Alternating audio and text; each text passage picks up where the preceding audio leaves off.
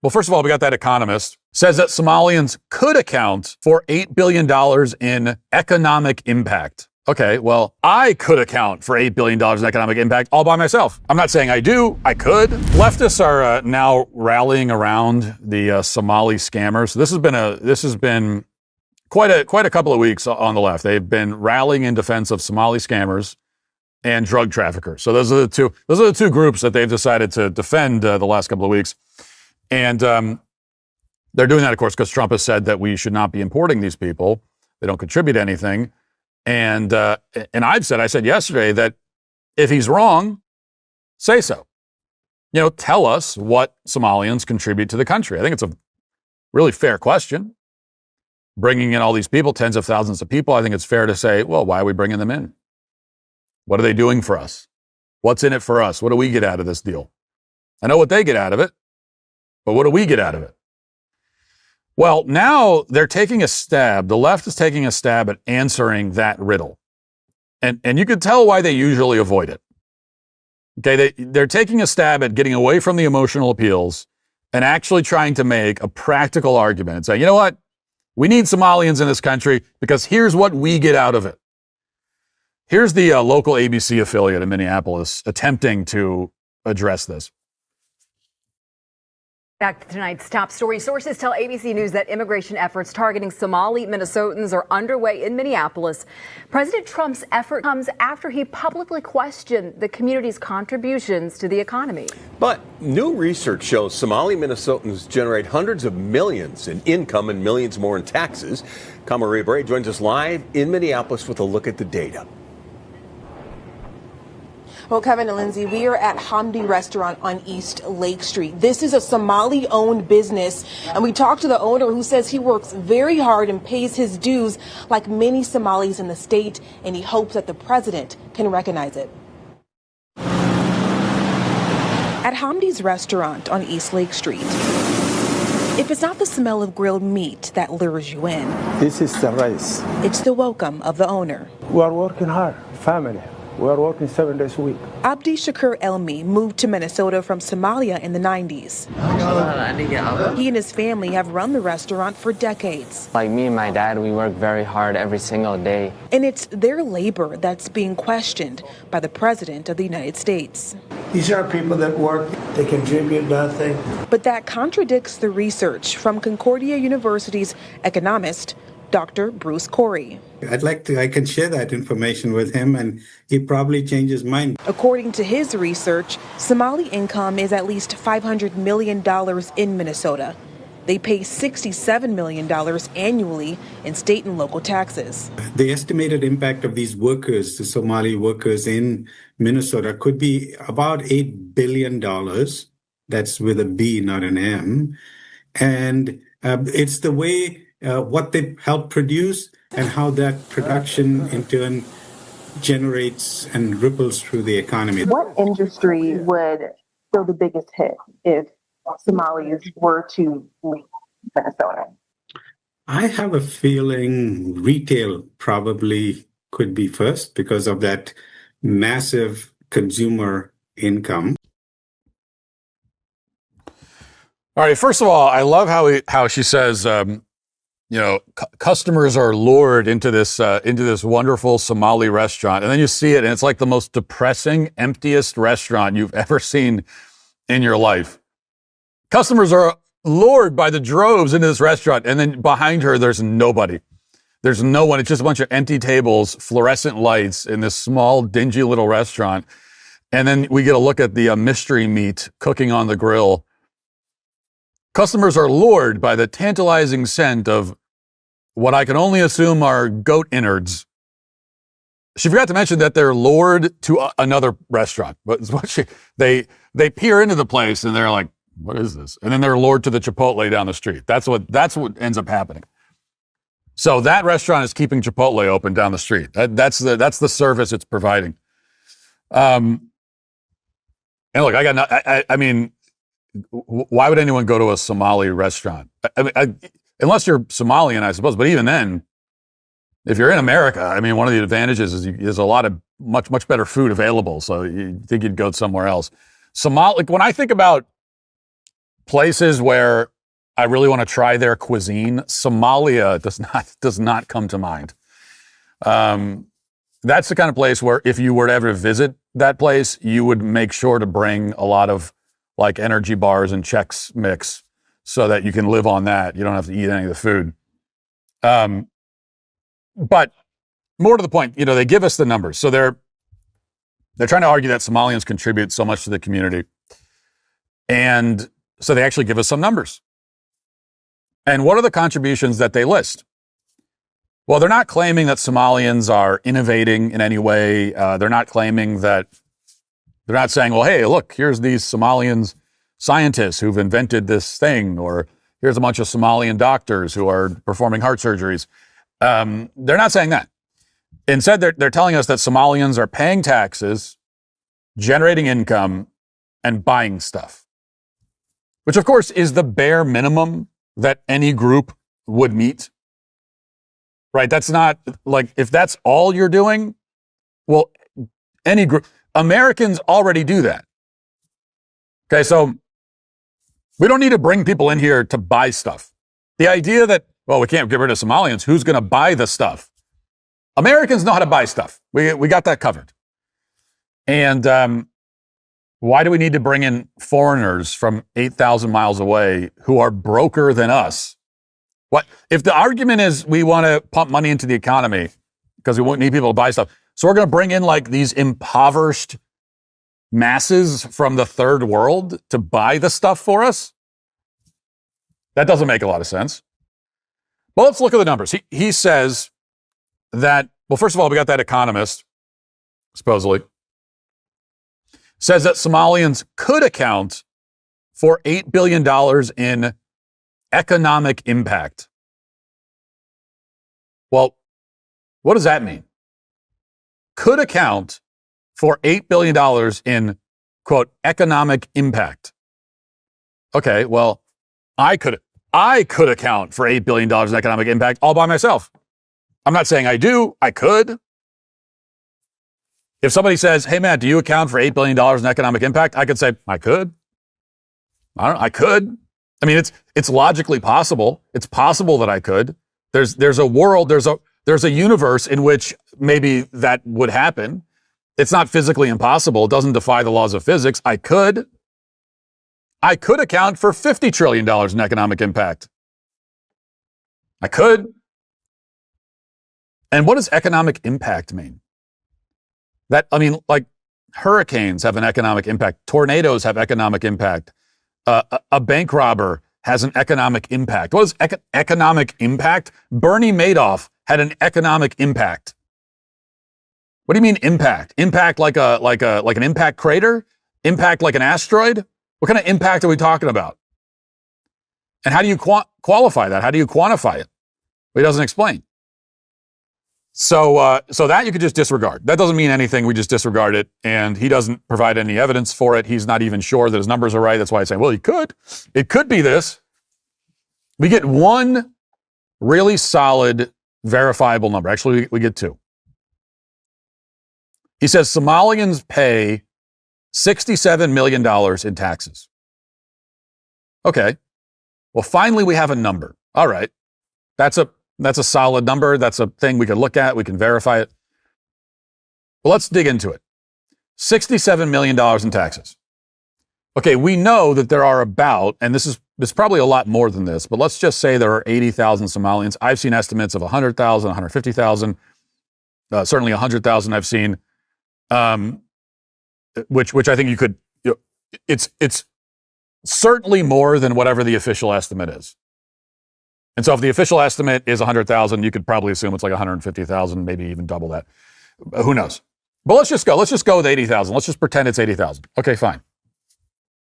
Do some simple math. $67 million, that's the taxes they pay, local and state, divided by 80,000 people. Well, that works out to about $800 a person. Okay? So by their numbers, Somalians contribute less than $900 a person to local and state taxes combined.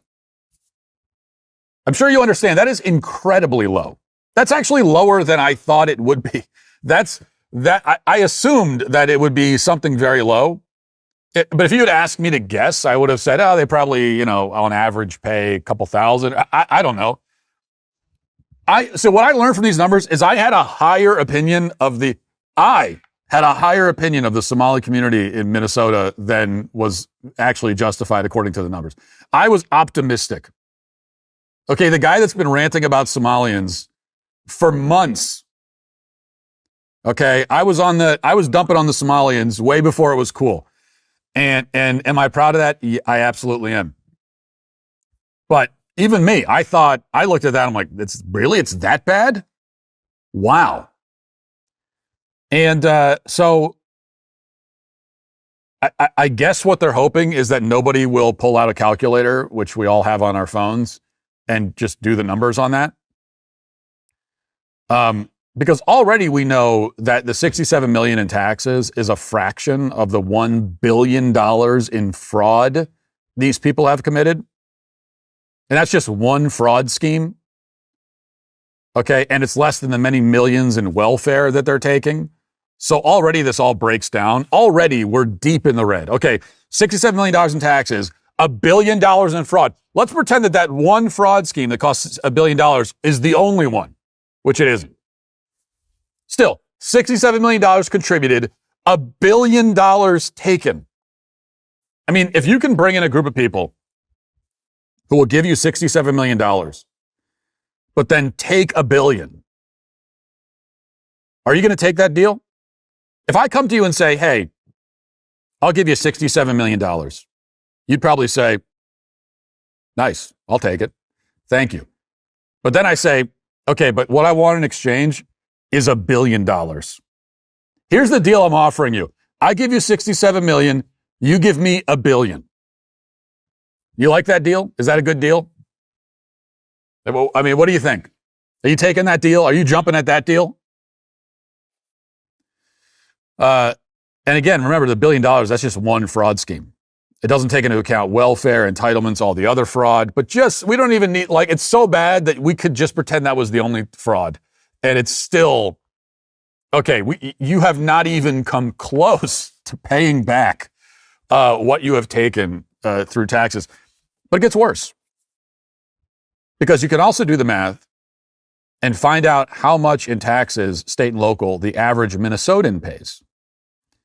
Right? So, got the average Somalian in Minnesota. Well, what about all the other people in Minnesota? Somalians pay about $800 in local and state taxes. How much does the average non-Somalian Minnesotan pay? What do you think? The answer is about $8,000 to $10,000. So Somalians are paying more than 10 times less than the average Minnesotan. That's what we learn. Okay? And we haven't even looked at the income yet. So they tell us that Somalians generate $500 million in income. Okay. And again, there's a lot that we're just going to pretend that we don't know that they're shipping a lot of that back in remittances to Somalia. A lot of that is going into the coffers of people in Somalia. It's going into the coffers of terrorist groups in Somalia. Pretend that that's all true. So because when they bring up income, they say, well, here's what they contribute. They earn $500 million in income. And of course, a good response to that is, okay, well, how does that help us? So, oh, good. Well, good for them. But what do you mean? I thought, how does that translate into contributions to the community? Well, the assumption is that, they're making all that income, they're spending it in the community. The problem is that they're not. That actually they're sending a lot of it back to a foreign country. But we don't even need to focus on that. $500 million divided by 80,000. That means they're generating $6,000 a year in income. That is insanely low. Okay. I mean, you could earn more than that in Somalia. You came to America and you're making less. How's that even possible? How are you? You're less successful in America than you were in your third world country. $6,000 on average. How is what? And I know that, well, they're more successful here because they're stealing so much. But again, we're like, we can only focus on one thing at a time here. Now, you might point out that, hey, all 80,000, they're not all working age adults. Okay, fine. Well, let's just say, to be generous, let's say half of them are children. Let's give you that. Okay, well, that would mean the adults are generating on average $12,000 in income. Okay. Which is like 4 to 5 times lower, 400 to 500% lower than the average individual income in America. So what have we learned? Somalians contribute far less in taxes than average. They earn far less in income. They spend, therefore, far less. They put far less back into the economy. And on average, they commit far more fraud and take far more in entitlements and welfare. That's what we've learned. I mean, those are the numbers. That's the fact. And these are people giving us those numbers in an attempt to defend Somalians and prove why we need to have them. This is how bad the situation is, which is why the left has, generally tried to avoid these kinds of arguments, and they've gone the emotional blackmail route. They are still trying that as well. I think that's going to be a more effective path. It's still not effective. It's not going to be enough or anything close to it because people are kind of immune to that now. But you're better off. I mean, if you have the unenviable task of making an argument for why we need to import Somalians into this country, stay away from the numbers. Okay, don't say anything about numbers. Don't put any numbers on the screen because that is going to go really poorly for you. You're better off just sticking with the emotional appeals. And there's a news anchor in Minnesota who did that last night. Watch. Vast majority of Somali folks here are American citizens. They're people who fled war in their country as refugees to start a new life. Once upon a time, that was a story America liked to tell about itself. Hell, it's emblazoned on the Statue of Liberty. Give me your tired, your poor, your huddled masses yearning to breathe free. To breathe free. Minnesotans by the thousands cannot tonight. Perhaps sitting in fear, even with legal status, and that their president called them garbage. We'll see you tomorrow night. Take care.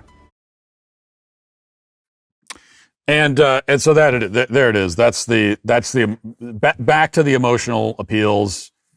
That's the best you're going to do. That's going to be your best course of action if you have to make this argument, this terrible argument, this false argument that we need to import Somalians. That's going to be the best way to do it. Still really bad, but a lot better than putting numbers on the table.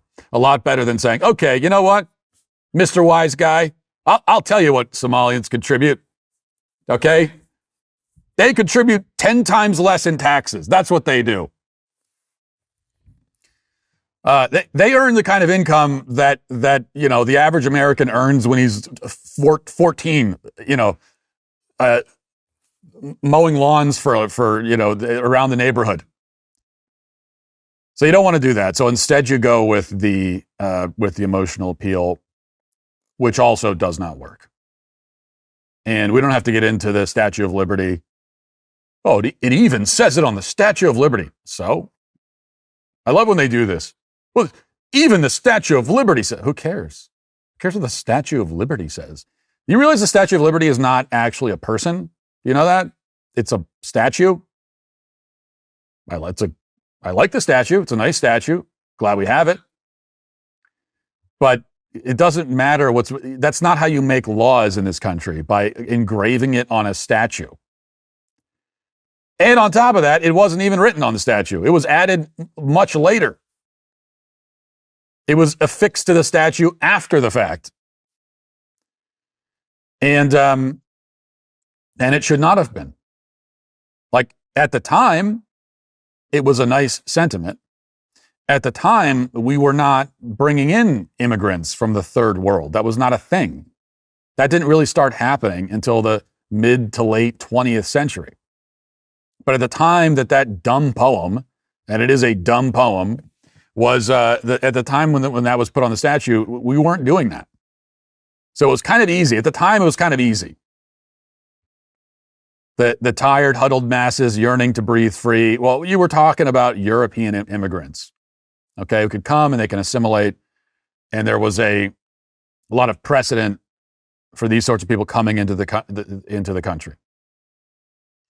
There was no precedent for bringing in third world immigrants from Africa, Asia, those kinds of places. So it was an easy sentiment at the time. But even then, it was false, because that's not what America is. America is a country. As I said yesterday, America is not a soup kitchen. It's not a charity organization. American citizenship is not a charity drive. Charity is great if you can do it. I believe in that as a Christian. But that's not what America is. It's a country. And no country can survive if it actually operated by that mentality. Bring us your worst people. Bring them all. Bring all the worst people, the most dysfunctional, everything. People who are the most helpless. Bring them by the millions. Yes, all of them. Please. Load them up. That philosophy is suicidal. You will cease to have a country very quickly if that's how you operate. Which is why it's a nice little sentiment on a statue, but it cannot be actual policy. And to the extent that it has become actual policy, we have paid the price in a big way. Hey, YouTube, thanks for listening to the show. If you'd like access to my full show with no ads, you should go to dailywire.com and use promo code Walsh to get 2 months free on all annual plans. See you there.